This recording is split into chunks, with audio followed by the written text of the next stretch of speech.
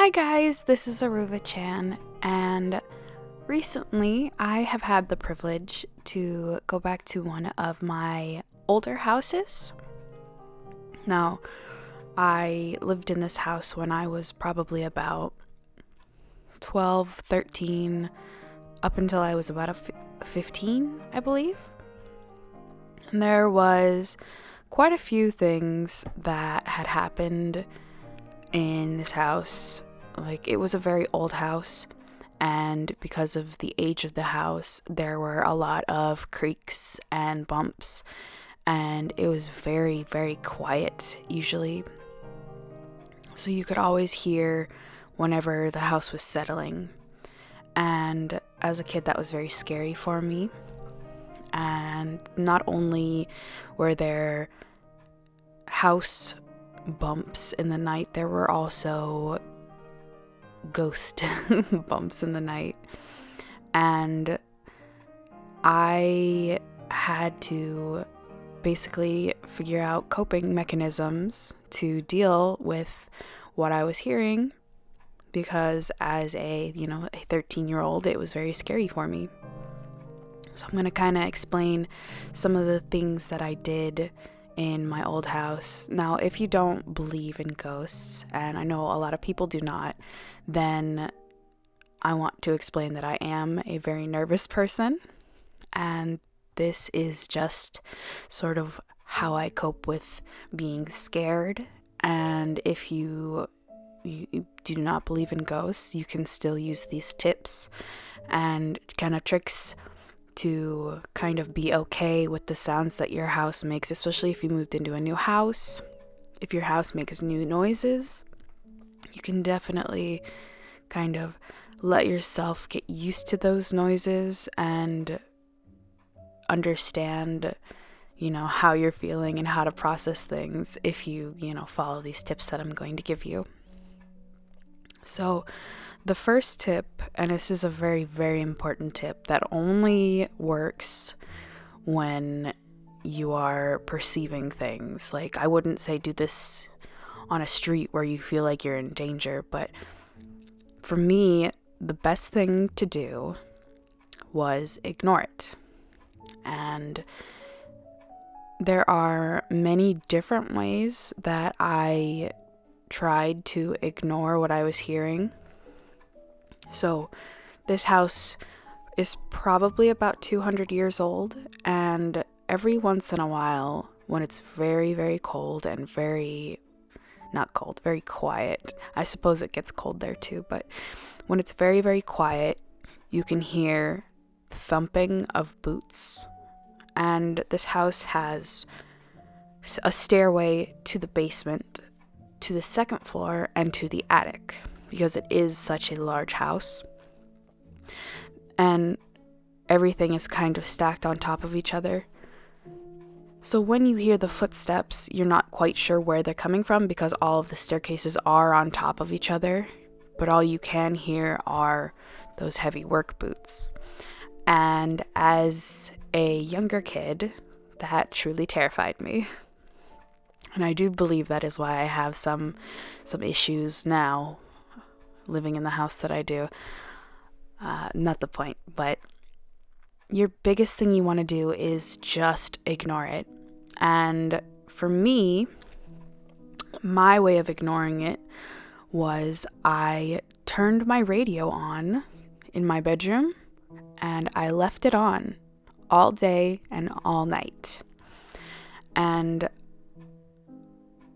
the only reason I remembered this was because I sort of had like a flashback of when I had lived in that house, because I genuinely could not let myself lay in the quiet, and I still don't. I recently bought, I say recently, it's probably 5 or 6 years ago, I bought a clock that would continuously tick in the middle of the night, and in the summer I have my fan going, so I continuously still have noise going on in my room. But at this point in my life, I felt that I needed a lot of noise, and I would keep the radio on at a fairly good level. So I couldn't hear anything. And I'm sure that this bugged the heck out of my parents, but they really did let me do it. Now, if you don't have the ability to blast your radio, then I suggest maybe headphones or, earbuds and some music on an old iPad or iPod if you have access to that. I know you can get an iPad or an iPod mini for probably like $25. Just load it into your computer and boom, you have unlimited music for however long you have until you need to sleep. I would also, this was our first house that we had owned, so we had gotten a pet, and I had 2 pets at the time. I had always wanted a cat, so my parents had gotten me a cat, and my brothers had always wanted a dog, so they got them a dog. So I would constantly have a dog or a cat, or at one point my uncle's dog also had come to stay with us, and she had puppies, so there would be 2 dogs or 8 dogs including puppies, and it was quite relaxing, and I could actually feel myself more calm with the more kind of there was happening. But my second tip is, if you have a pet, make sure that they are kind of hanging out with you, like chilling with you.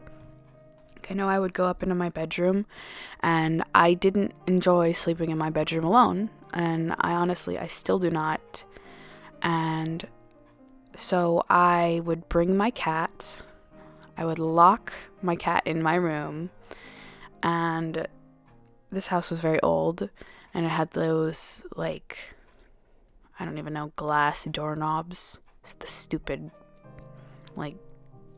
fancy doorknobs. They're not fancy, they're good glass, but they had those glass doorknobs, and they were heavy enough that my cat had figured out how to stand on my dresser table and lean on the doorknob to get the door open. So in the middle of the night, my door would just open and I'd start to cry because it was so scary. If you don't know me, I am a very anxious person, and I so scared of everything. It's so bad. But I would then be left alone in my room, so I believe that's probably when I started listening to the radio at night. So far we have ignore and try to stay with an animal. Now, on ignoring, there's more than just, keeping the radio on. It's if you see something out of the corner of your eye and then you look and it's gone, pretend like it wasn't there at all, because it's gonna scare you even more if you think there's something in my house. Trust me, I know it's hard to do, but you really have to do it. I know my friend, whenever he sees something in a doorway, or his house is about as old as that one was, he sees something in the doorway, or if he has a feeling, he'll punch the doorway, like the air in the doorway, and he'll say, "Get out of here," or he won't say anything, but he'll scream like, "Rah!" and punch the doorway. And he feels a lot better because he's let out the stress of whatever he had just kind of imagined, if you will.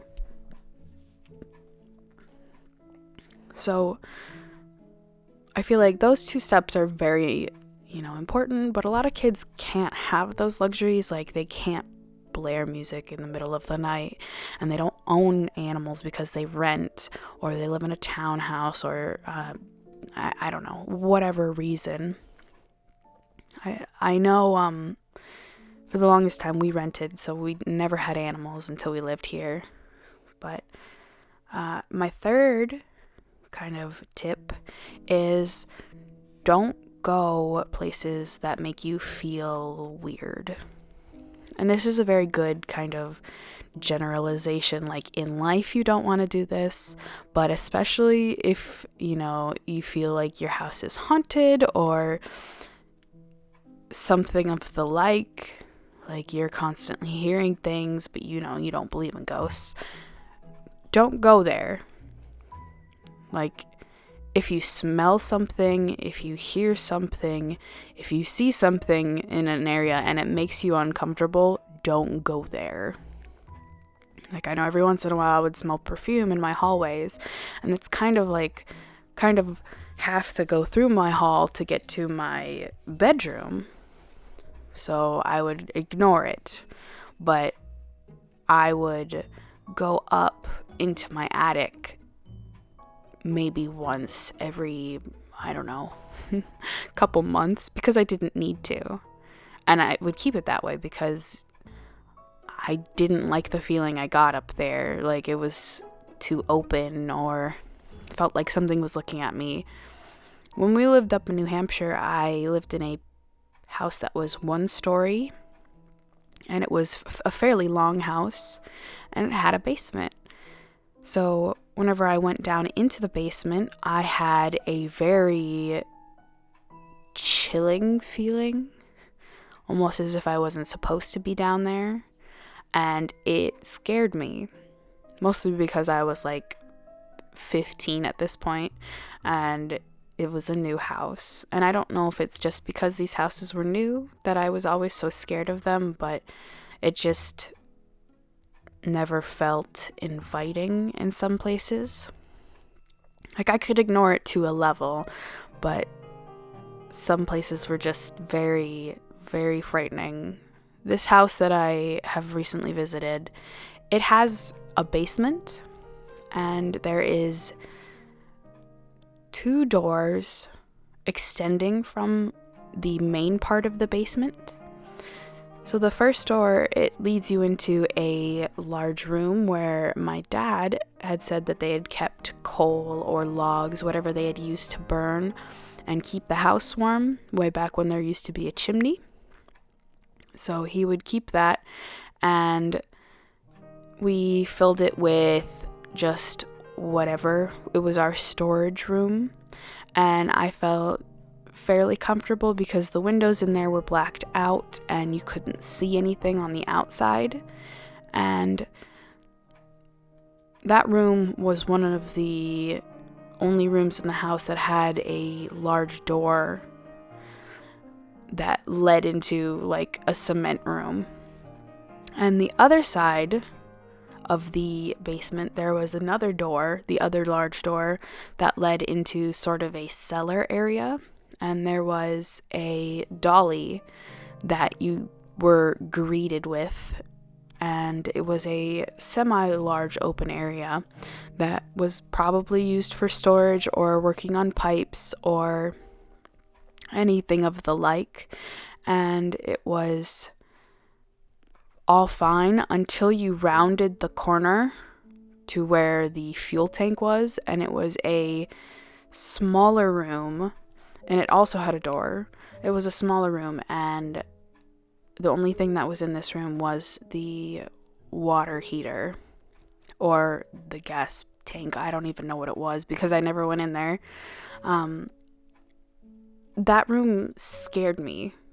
It felt bad inside. So I avoided it. If I didn't need to, I wouldn't even open the doors. And I would try to just stay away from those areas. There wasn't ever a need for me to go there, so I luckily was able to kind of block that part of our house out of my mind and just kind of continue to live on and ignore those parts that I didn't enjoy. In the house I live in now, it's very open in some areas. Like when you go from the bedrooms to the living room, we have a sort of sunken area, like another kind of living room area, but it's sunken down. And I can see the sunken living room, my backyard, my outside and then a bathroom area and sort of my dad's workspace. And every time I pass it, I have to look through because I always am fearful that there will be something there. And it's an irrational fear, and I know this, but it's something that I kind of have to do every single time. Like, I'll turn my flashlight on my phone on and I will walk through and just make sure that there's nothing there. And sometimes I'll do it in the middle of the night if I have a bad feeling. But for the most part, I try to just avoid going through there. Like, I know sometimes I will, because I shouldn't be scared of my house. I should not be scared of my house, but I am. Even as an adult, I still am. And I know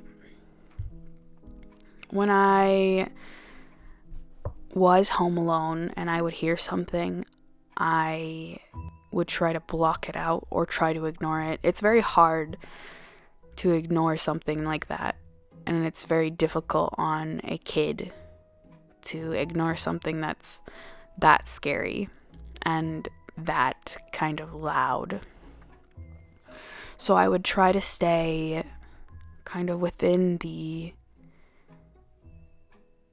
living room area. Like, I would only ever go up to the bedroom to go to sleep. And I took my laptop and I took all of my drawing stuff and I headed into my living room. And eventually, when I got a computer, like a desktop, I would go into the basement and just work on my desktop. That wasn't until kind of the end of when we were living there. But I tried to stay around where the most kind of human activity was, just so I felt more, I suppose, positively charged than negatively. And I know this probably sounds very silly to somebody who might not believe, but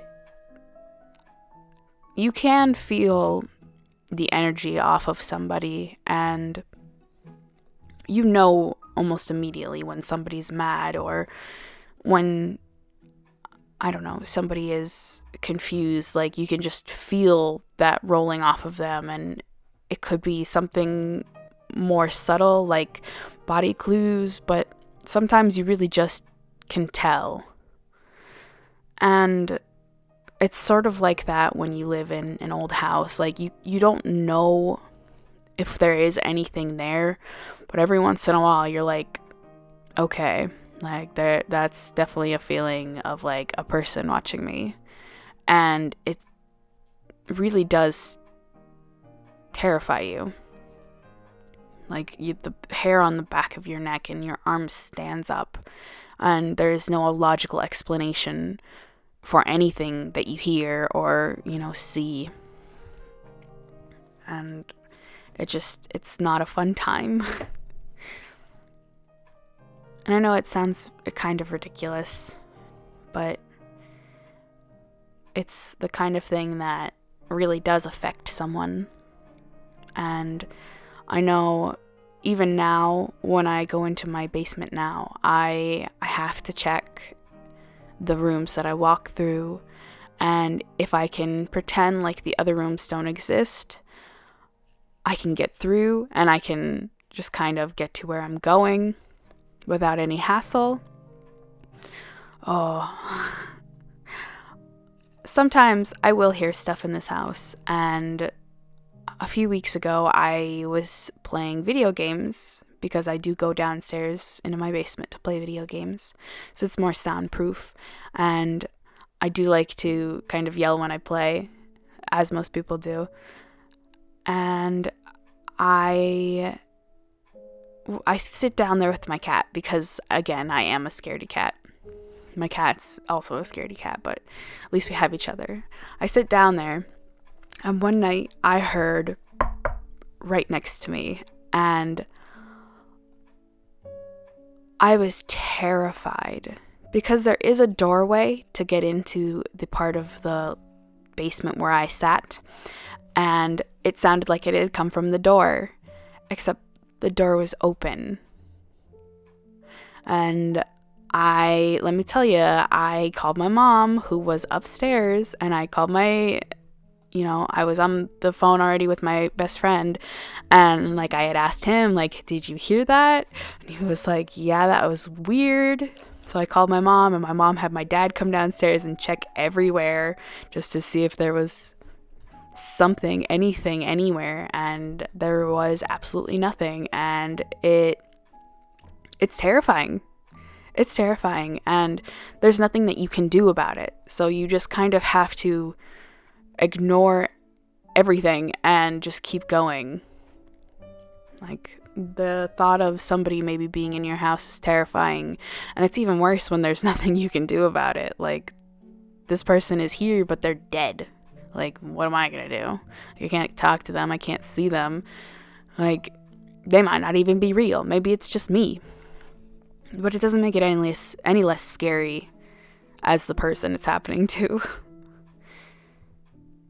Things like this do happen quite a bit, and the easiest thing to do is just say, that wasn't real. That wasn't real. And I think if anything, you gotta respect whatever it is. Like, most things are just kind of chilling. Like, I know sometimes you'll smell something, like it smells like cigars or something, and daisies of some sort, and you think, well, maybe it was an old man living in the house. Like, this guy's just chilling. Like, that's just what the old man smelled like. Maybe the carpet still smells like him. Who knows? Like, you gotta try to rationalize everything, because if you don't, you're gonna end up going mad. You're gonna tear yourself apart just thinking about it. And